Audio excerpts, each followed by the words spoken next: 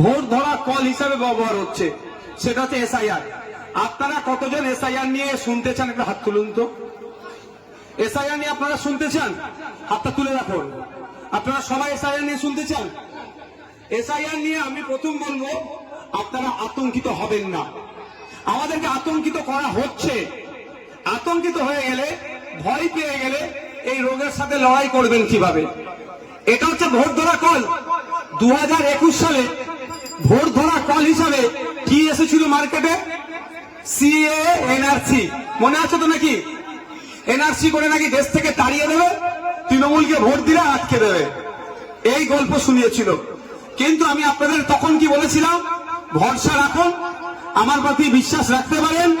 মোদী, অমিত শাহ কেন, তাদের দলের পার্টির 14 পুরুষেরও ক্ষমতা নাই যে ভারতীয়কে কোন ভারতীয়কে এনআরসি করে তাড়াবার। 4 বছর পার হয়েছে, কেউ বলতে পারবে 4 বছরে ভাঙড়ের একটা কোন বুথের মানুষ বলতে পারবে যে এনআরসি বা কিছু করে দেশ থেকে তাড়িয়ে দিয়েছে? সেই সাহসটা দেখাতে পেরেছে? বিশ্বাস করেছিলেন আমাকে, যাতে না এই ধরনের কোন অবাঞ্ছিত মন্তব্য, পদক্ষেপ নাই। সেই জন্য আমি সুপ্রিম কোর্টে মামলা করে দিয়েছি।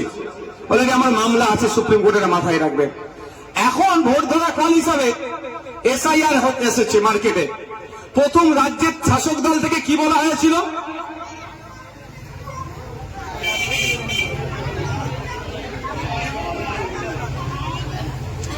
শাসক দল থেকে প্রথমে কি বলা হয়েছিল? যে এসআইআর করতে দেব না। তখন আমি বলেছিলাম এসআইআর নিয়ে আতঙ্কিত হবেন না। আজকেও দেখুন, আজকেও বলছি এসআইআর নিয়ে আতঙ্কিত হবেন না। কিন্তু শাসক দলের অবস্থান পরিবর্তন হয়েছে। সেই সময় বলেছিল এসআইআর করতে দেব না, কিন্তু আজকে আমরা পেপারে পেলাম 80,600 অফিসার মমতা ব্যানার্জি সরকার দিচ্ছে এসআইআর করার জন্য। তাহলে সাপে কামড়াচ্ছে, ও জায়গায় ঝাড়ছে কে? এই বলুন, সাপে কামড়াচ্ছে, ও জায়গায় ঝাড়ছে। প্রায় 90,000 টোটাল অফিসার আমাদের রাজ্য সরকার ইসিআই কে দিচ্ছে দ্রুত এসআইআর করার জন্য। তাহলে এর পাল্লাই পড়লে, এর ফাঁদে পড়লে কি হবে? দিন দুনিয়া সব যাবে। আমি এটা একটা মজার ছলে বলছি, কথাটা বললাম। তো আমার অনুরোধ আপনাদের কাছে, তাহলে আপনাদের এই খয়েরপুরের বুথে এসআইআর হওয়ার জন্য অলরেডি অফিসার দিয়ে দিয়েছে, কি করবেন এখন বলুন? আপনারা খয়েরপুরের মায়েরা, ও যখন না সব ছাপে আছে, একটু সাবধানে পড়ে না যায়, বিপদ না হয়ে যায়। খয়েরপুরের বাপ ভাইরা বলুন, তাহলে এখন এসআইআর এর জন্য অফিসার দিয়ে দিয়েছে অলরেডি। এইদিকে কিন্তু তৃণমূল কদিন আগে বলছিল এসআইআর করতে দেবো না। তাহলে এখন করবেন কি? আমি প্রথম দিন বলেছি, আজকেও বলছি, আতঙ্কিত হবেন না। কারণ আতঙ্কিত হলে কি ক্ষতি হবে সেটাও আমি বলছি। আমরা এখানে চাষিভুষি মানুষ ভাই, সাপে কামড়ের খবর অনেক পাই। সারা পশ্চিম বাংলাতে পার ইয়ারে সাপে কামড়ে অফিসিয়াল ডকুমেন্ট হচ্ছে 1,500 মানুষ সাপে কামড়ে মারা যায় এক বছরে, আর আনঅফিসিয়ালি প্রায় 3,000 মানুষ মারা যায়। তার মধ্যে অধিকাংশ এই যারা চাষবাস মাঠে ঘাটের সাথে যারা এই রিলেটেড যারা আছে, বলুন সাপে কামড়ে মারা যায় অনেকে হসপিটালে নিয়ে গিয়ে, আবার অনেকে তৎক্ষণিক মারা যায়। মেডিকেল সায়েন্স বলছে কোন সাপে কাটা রোগী যদি 90 মিনিট বা 100 মিনিটের মধ্যে এবিএস, অ্যান্টিভেনাম বলে যাকে, যদি তার শরীরে প্রয়োগ করা হয় তাহলে সে বাঁচার সম্ভাবনা থাকে 90 থেকে 100 মিনিট পর্যন্ত। ঠিক আছে? তাহলে সাপে কাটার সাথে সাথে অনেকে মারা যায়, হয় না? সাপে কাটার সঙ্গে সঙ্গে মারা গেছে, তাহলে এটা হয় কেন? মেডিকেল সায়েন্স কি ভুল বলেছে? মেডিকেল সায়েন্সও ভুল বলেনি, আর আমার কথাটাও সত্য যে সাপে কাটার সাথে সাথে মানুষ অনেক মারা যায়। সাপে কাটার সাথে সাথে ওই মানুষটা তৎক্ষণিক মারা যায় কে বলুন তো? যার হার্ট ফেল করে, হার্ট অ্যাটাক হয়ে যায়, হার্ট ফেল করে, সাপে কামড়েছে, হার্ট ফেল করে সঙ্গে সঙ্গে মারা গেল, আতঙ্কিত হয়ে যায়। আতঙ্কিত হলেই সাথে সাথে মারা যায়। তো আপনাদের বলবো এসআইআর নিয়ে আতঙ্কিত হবেন না। খয়েরপুরের এই বুথে খবর পেয়েছেন এই মোড়ে বাঘ এসে গিয়েছে, তো এই বাঘের ভয়ে ঘরে ঢুকে গেলেন। বাঘ কিন্তু এখান থেকে যাচ্ছে না।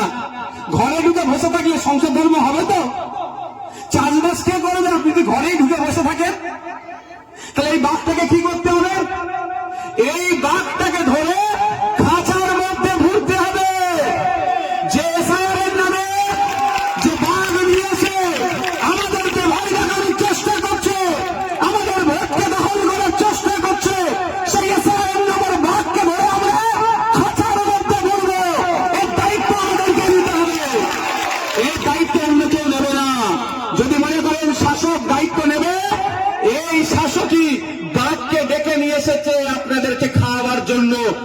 আমাদেরকে ভয় দেখিয়ে ঘরে ঢুকানোর জন্য। যদি এসআইআর এর বিরুদ্ধে হতো তাহলে এই 90,000 মতো অফিসার আর দিত, অফিসার দিয়ে বন্ধ করে দিত, অফিসার দিয়ে বন্ধ করে দিল। এসআইআর 2 বছরে করতে পারবে না, বুঝতে পারছেন না? তাহলে অফিসার দিয়ে দ্রুত করছে। আর দ্বিতীয়ত হচ্ছে, সত্যিকারের যদি এসআইআর এর বিরুদ্ধে হয়, কেরলে যে এখন কেরলের খোঁজ নিন, কেরল সরকার এসআইআর এর বিরুদ্ধে অ্যাসেম্বলি থেকে রেজুলেশন পাস করিয়েছে। তাহলে পশ্চিমবাংলা বিধানসভায় 200-র অধিক তৃণমূলের বিধায়ক আছে, ওখানে রেজুলেশন পাস করাতে গেলে কোনো অসুবিধা হবে না। তাহলে আমরা বলবো, মমতা ব্যানার্জি সত্যিকারের যদি এসআইআর এর বিরুদ্ধে হয়, যে কথা তার দল বলছে কাজের সাথে যদি সত্যিকারের হয়, তাহলে পশ্চিমবাংলার অ্যাসেম্বলি থেকে এই রেজুলেশন পাস করুক কেরলের মতো, তাহলে জানবো সত্যিকারের তিনি এসআইআর এর বিরুদ্ধে। তাই তো নাকি? কাগে কান নিয়ে চলে গেছে, কাগের দিকে তাকাবো না, কানে হাত দিয়ে দেখবো। আইনসভার সদস্য আপনাদের একজন বিধায়ক আছে। তাই বন্ধুগণ, আপনাদের বলবো, আতঙ্কিত হলে সমস্যার সমাধান হবে না, উল্টে আপনি ওই হাত ফেল করবেন। তাহলে আপনাদের করণীয় কি হবে? যে এসআইআর কে করতে আসছে শুনে নিন ভালো করে, একটু কানটা খাড়া করে শুনুন। এসআইআর কে করতে আসছে সেটা খোঁজ নিন। কেমন? অফিসার অলরেডি দিয়ে দিয়েছে। অফিসারের সাথে কেউ খারাপ আচরণ করবেন না। তার না ইচ্ছা থাকলেও সরকার তাকে জোর করে পাঠাচ্ছে। অফিসারের সাথে কেউ খারাপ আচরণ করবেন না। অফিসারটাও আপনার আমার বাড়ির ছেলে মেয়ে, কারো পরিবারের চেয়ে খারাপ আচরণ করবেন না। তবে হ্যাঁ, যখন এসআইআর করতে আসবে, সে অফিসারের নাম, ফোন নাম্বার, সে কোন দপ্তরে চাকরি করে, তার ডিটেলসটাও আপনারা নিয়ে রাখবেন, এটা ভুলবেন না। আর আপনি যে সত্যিকারের অফিসার, কি কাগজ আছে তার প্রমাণটা দেখান, সেইগুলো কি করবেন? ছবিটা তুলে রাখবেন, বাকি সব সহযোগিতা করবেন। কি আছে এসআইআরটা? আজকের এসআইআর পলিটিক্যাল এসআইআর হচ্ছে, কিন্তু এর ইতিপূর্বে 13 বার ভারতবর্ষে এসআইআর হয়ে গেছে। 2002 সালে আমাদের পশ্চিমবাংলায় এসআইআর হয়েছিল। বাপের বয়সী যারা আছে, কোনো অসুবিধা হয়েছিল? কোনো কেউ আতঙ্কিত হয়েছিল? কারণ তখন পলিটিক্যাল এসআইআর হয়নি। এখন এসআইআর এর নামে শুভেন্দু অধিকারী 1.5 কোটি রোহিঙ্গা বলে দেখে দিচ্ছে। আর মমতা ব্যানার্জির দলের লোকেরা যে ছাপ্পা ভোটটা দিত, সেটা বাঁচাবার জন্য মরিয়া হয়ে উঠেছে।